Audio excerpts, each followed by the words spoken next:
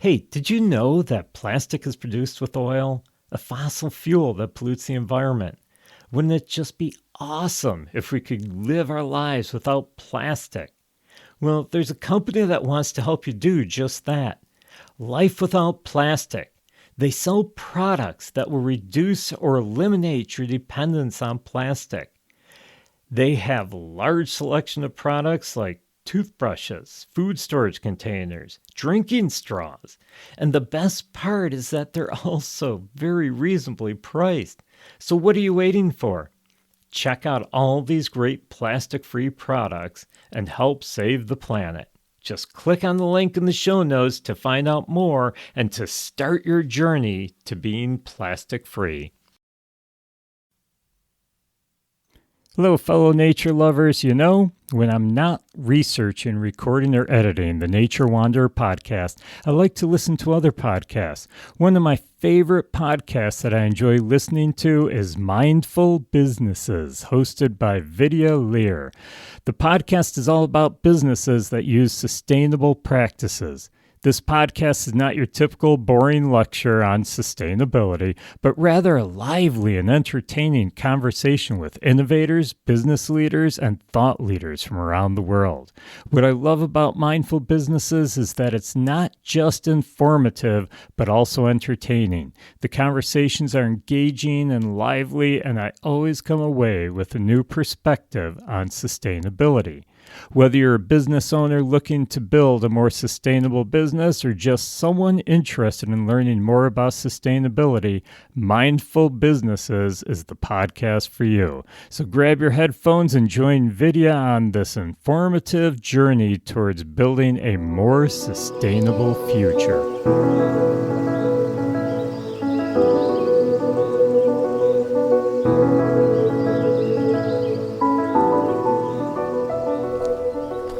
Hello, friends, and welcome to the Nature Wanderer podcast. I am Paul, your host, and today we're wandering at Knox Farm State Park, just outside of East Aurora, on the edge of the town or the village. This is a wonderful place. I've been here before on a podcast, but I come here quite often. I really enjoy this place.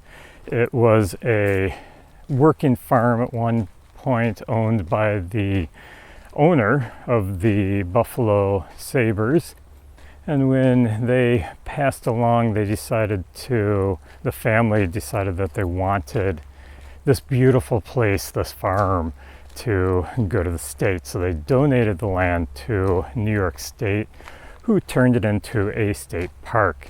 Now, they ran it for a while as a working farm, and then they kind of switched gears, and it's now used for a lot of different things. They do very little, and absolutely I don't think they do any farming here anymore. They do have a greenhouse, they do have a few things like that, but it's a dog park now. It's also a hiking park. It's got a lot of things going on here. Beautiful place. I highly recommend anyone and everyone coming here and enjoying it. But I'm not here just to do a podcast. I'm not here just to go hiking. I'm here to do some nature treasure hunting. Yeah, it's not just wandering today, we're treasure hunting. And you may wonder, what do I mean by treasure hunting? Well, we're looking for some treasure here in the park. I have my trusty shovel, my treasure. No, I don't. I don't have a treasure map. Well, I kind of do, but not really. I don't have a shovel. You're not allowed to dig here in the park without permission.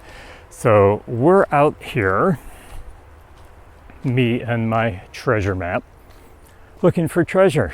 It's what we call geocaching. Oh, there goes a chipmunk. He's looking for treasure too. Probably nuts, and oh, he's got his cheeks pretty full. So he's already found his treasure.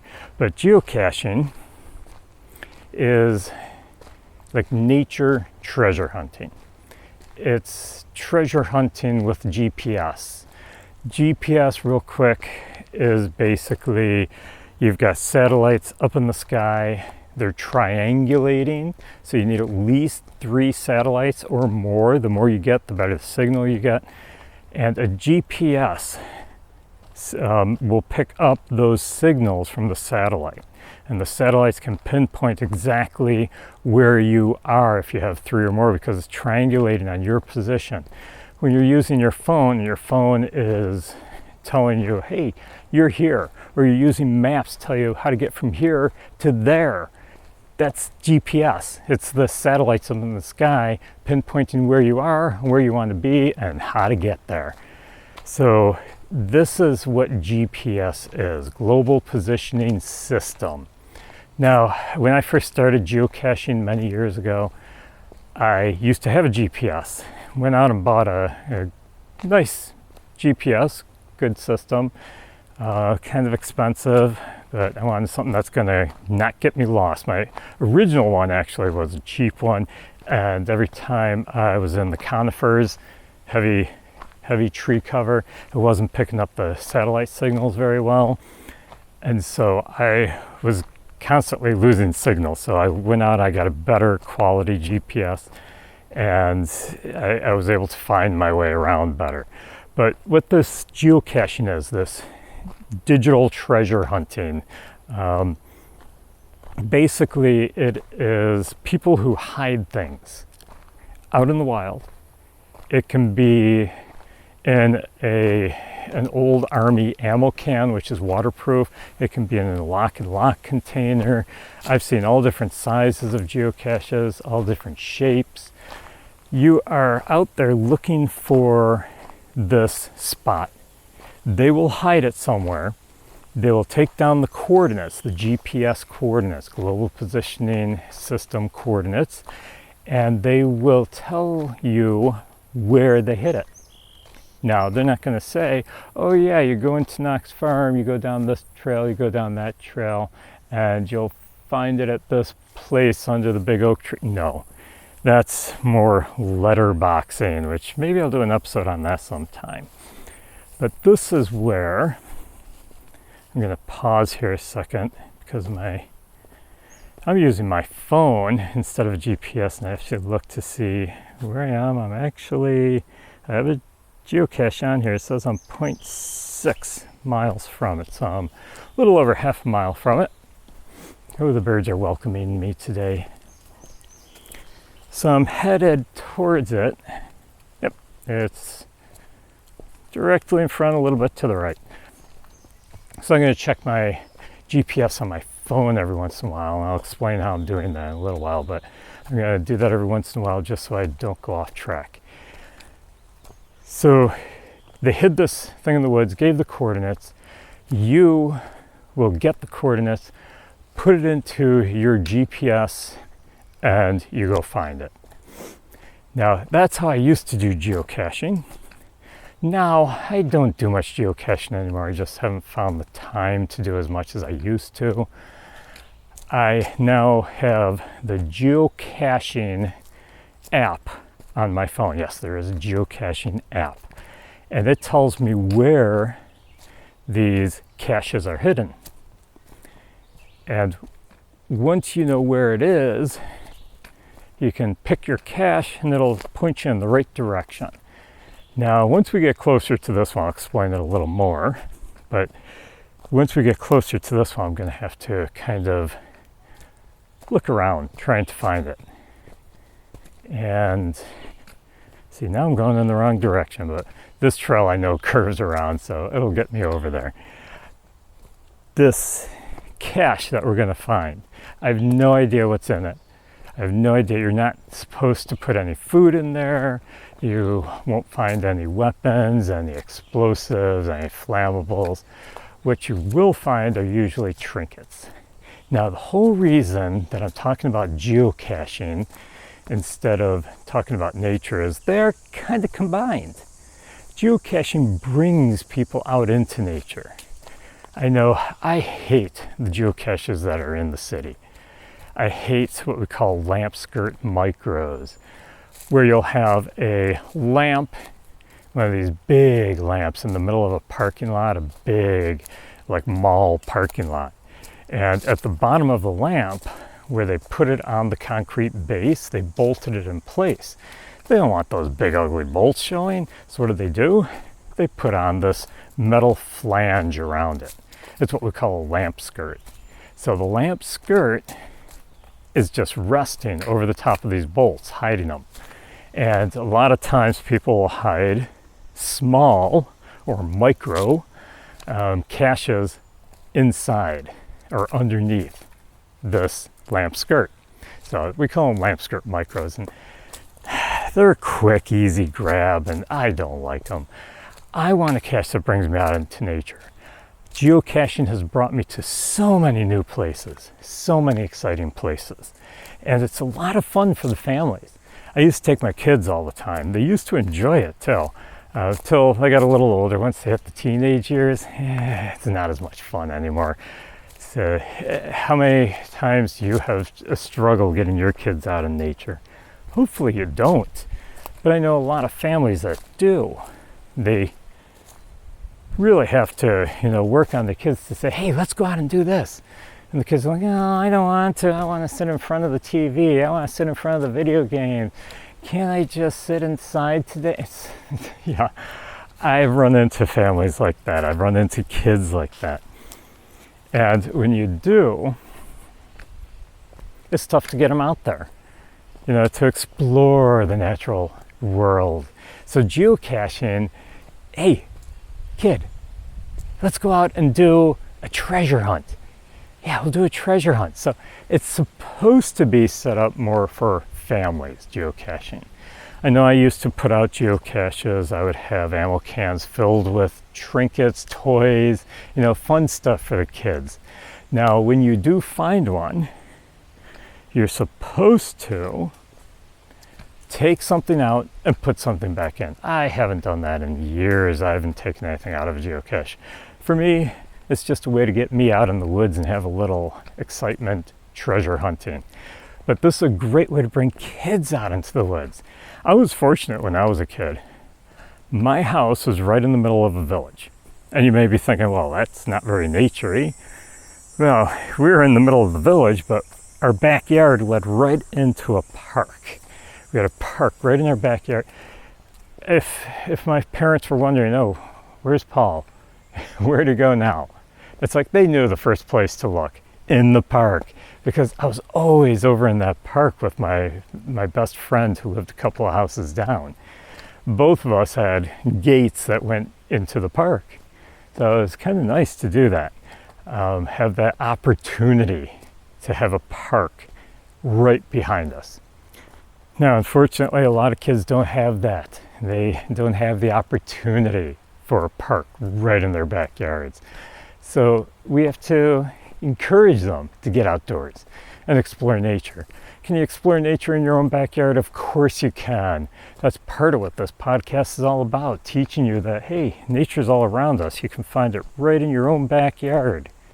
Geocaching, some of these outdoor treasure hunting things that they have.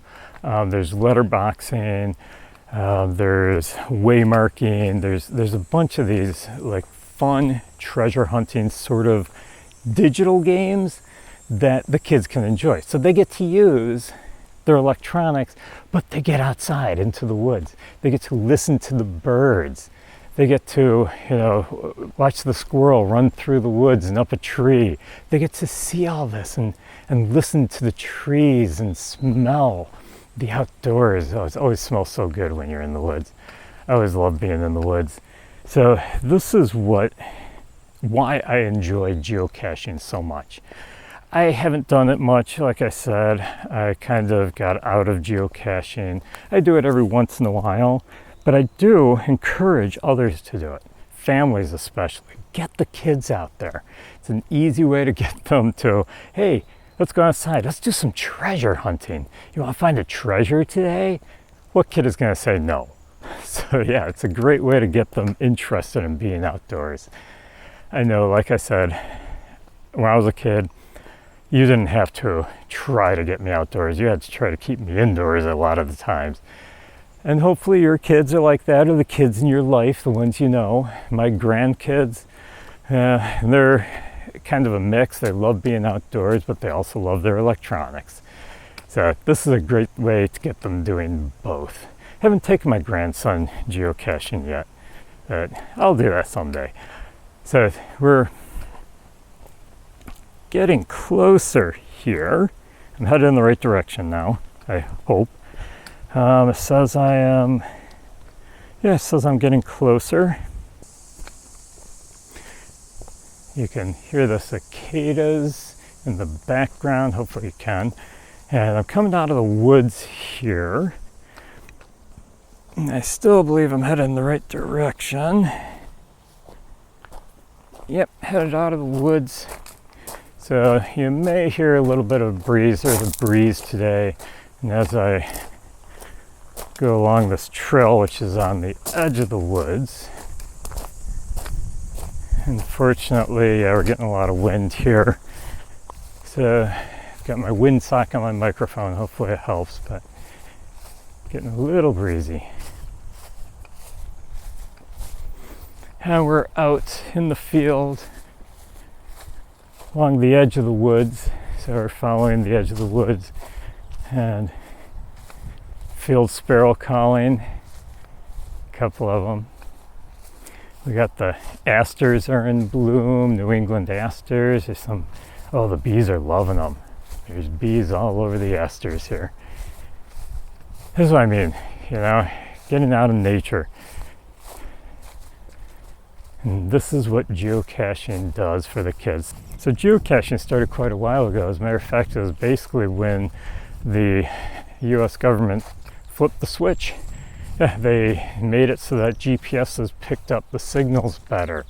And as a test to see how accurate the GPSs were now, that the government was allowing this technology to be used, some guy placed a cache out somewhere and said, hey, come and find it. Now, not a lot of people had GPSs back then, but they were able to find it, and it basically ballooned from there. Those people started putting these caches out, these hides, and it just kept going and going and going. Now, there are a lot of different types of caches, geocaches. There's really simple ones like the one that I'm doing right now, where they give you a location, that's where it is. There's multi-caches where there's several steps to it. So you go to one point and you'll find coordinates at that point, takes you to another point, and the kingbirds are hovering over the field right in front of me, catching insects. Oh yeah, he's darting after moths. Pretty awesome to watch. But it would lead you to another set of coordinates, and I mean, some are only like 2 stages, others are 10 stages. So there's virtual caches also. To place a cache in a national park, you're not allowed to. So what they do is they will put a virtual cache in, like in Gettysburg National Park. There are tons of virtual caches where it'll give you coordinates, and then in order to log it, you have to get some information off of a monument or something. And you let them know what that information is, and the owner of the cache will say, okay, you got it right. Yep, we'll let you log it. So that's a virtual cache. There's small caches. They come in different sizes. Some are really big. I had one that was about the size of a pencil eraser. Yeah, it was a magnetized little thing. It had a little piece of paper in for you to sign. Most caches will have a login, so you can prove that you were there. You can sign it. But you also log it online, which makes it part of fun. Oh, there's a monarch butterfly that just flew in front of me. Enjoying the day, enjoying the weather. Yeah, I've seen fewer and fewer monarch butterflies this year. I don't know what it is. I do monarch butterfly tagging, and my tags are actually on their way in the mail. I just got an email yesterday about it. So I'm gonna have to go out and start catching monarchs, tag them, and then I let them go. I forgot what I was talking about. Oh yeah, different sizes. I found this tiny little thing that had a magnet. I was on the back of a handrail by some stairs and an outdoor location, and it took me forever to find that thing. So they will tell you usually size. Sometimes there is a hint to help you out. So these caches are in all different places. If you cannot place it on private property unless you have permission, a lot of them are in state parks like this one, which you need to get permission at a state park too, at least in New York State. I don't know what the regulations are in other states. Sometimes they'll be at town parks, county parks. Okay, I'm getting really close here. Now, usually in a state park, they will have you stay on the trail. The cache has to be near the trail, but they don't want it to be right out in the open, because if it's right out in the open, somebody's going to find it. A muggle, as we call them. Yeah, someone who's a non-geocacher. And they will just find it, and unfortunately they may ruin it. Okay, we're not too far from it. Had to go a long way around though, because the trail looped around. Didn't want to walk through the heavy brush. Just past looks like they have a bunch of sticks piled up against a tree. Someone must have been building a shelter. So, should be just over this hill here. Now the signal's bouncing. So here's where I get to go off trail, which don't like to do that in a park, but there's nothing to trample here. I'm always watching to make sure I'm not stepping on anything fragile, delicate. And as I get closer, this is where the GPS starts bouncing, and it's like, oh, it's over there, and then you pass right by, and it's like, no, it's over there, no, it's over there. And this is where you use what I like to call your geosense. And I'm seeing a nice tree with a bunch of logs piled up, and I am going to guess that this is right where it is. Oh, never mind. I'm seeing a hollowed out tree, a little dead hollowed out tree. And this is, what's the name of this? Hard Knox hike. Okay, I'm turning my GPS off. I'm headed over. I think I just spooked up a deer. Yep, I found it. Okay, so I am at the cache, the geocache. And there's just a piece of dead tree covering. I mean, this is inside this hollow tree at the base of it. And there's a piece of tree that's broken off that was covering this. It's just a small coffee container. Inside there's, you can hear that, that's the trinket. That's an old peanut butter container. It's got the logbook in it that I can sign if I want to. 7/4 was the last time someone found this. They signed it.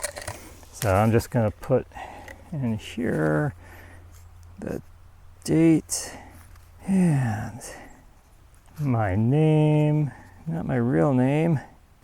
I go by Nature Noggins when it's geocaching. Put the log back in. There's some trinkets in there for some kids. And here's the key that a lot of people don't do. They're like, okay, I found it, yay. And the kids are excited and they're picking their toys and they put new toys back in, and then they just leave everything and they walk away. No, hide it as you found it, or better. Now this, I actually spotted it as I was walking up to it. So I'm gonna stick it in a little bit further. I'm gonna put that tree part over the top of it. And step back, everything looks hidden, it looks great. Awesome. Had my, oh, see, and I turn around and there's a fawn hopping through the woods. Yeah, oh, and I also, this is a surprise for me. There's something else, another type of treasure hunting called orienteering. So I was watching the fawn and I'm seeing an orienteering marker on the tree that the fawn ran past. Orienteering, we'll do an episode on orienteering sometime. But it's another way to get the family out in the woods. Orienteering is great for adults. I love doing orienteering. But we'll talk about that in another episode. So I found the cache, I left it as it is. I'm walking away now. I always make sure there's no one watching when I'm re-hiding a cache. We don't want anyone finding it. Once again, there's people out there who are not geocachers. They don't understand it. They'll find it, they'll ruin it. I've had some of the caches that I have put out ruined by people that just don't understand the game. They don't understand the sport. I mean, to each his own, but have some respect. That's my opinion. And we're gonna head back to the car. In Knox Farm here, there's actually 3 geocaches. This one, first time I found this one, but the other 2 I've already found, so that's why I want to head to this one. And now I can just enjoy the hike back too. So a little bit of adventure, a little bit of fun, and you get to enjoy nature while you're doing all this as well. Now, when you're doing geocaching, it's always a good idea. I've learned this a long time ago. Mark where your car is on your GPS. It's just so that you know how to get back. I remember one time I didn't mark where my car was, and we were in a new place. I'd never been there before, and I'm wandering around looking, and it's like, oh man, I was in the middle of the woods, no trails, and luckily we did find our way back. One nice thing about GPS is it does backtrack for you. Some of them do. If you're using a phone, I'm sure you could probably figure it out if you have the map on there. But always try to always try to remember to mark where your vehicle is so you can find your way back. I'm on my way out, and we found the cache. I will log this later. You actually go on geocaching.com, and that's where I said I have my screen name on there, my player name, Nature Noggins. It's plural because the name is for my entire family. And Nature Noggins, I will go into my account and I will say, hey, found this cache.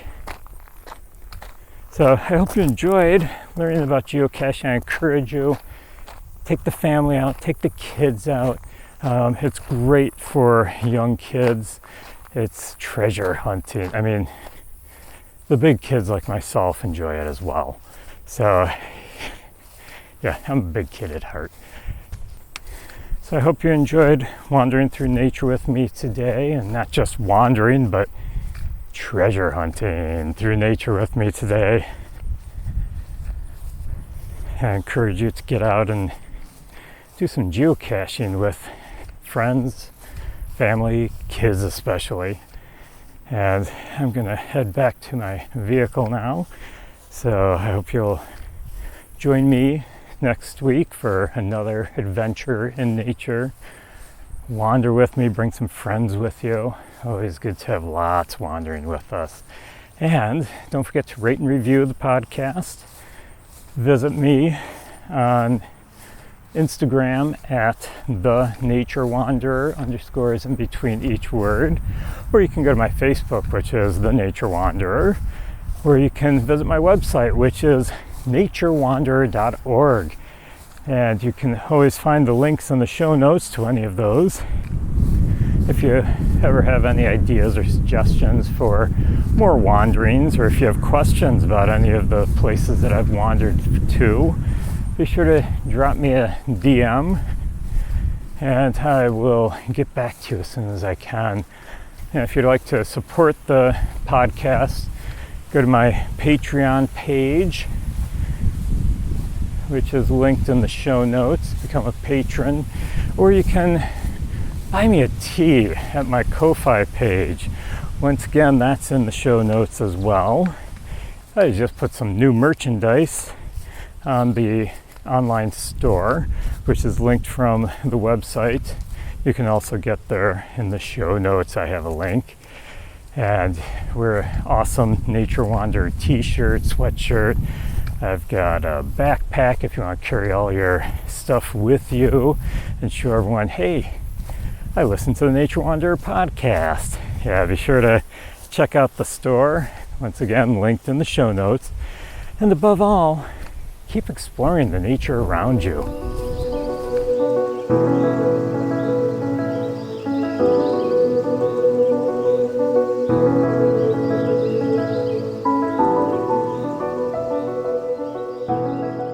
Hello, nature lovers. Do you love to read books like I do? I've always enjoyed reading books ever since I was a kid, especially books about nature. Unfortunately, as I get older, I find myself with less and less time to sit down with a good book. I've solved that problem with Audible. Audible allows you to listen to your favorite titles while you are driving, at the gym, taking a walk, wherever you are. With all the latest titles, you'll have quite a selection to choose from. And they have podcasts too. Start listening today with a free 30-day trial. To get your free 30-day trial, go to the show notes and click on the link. Happy listening.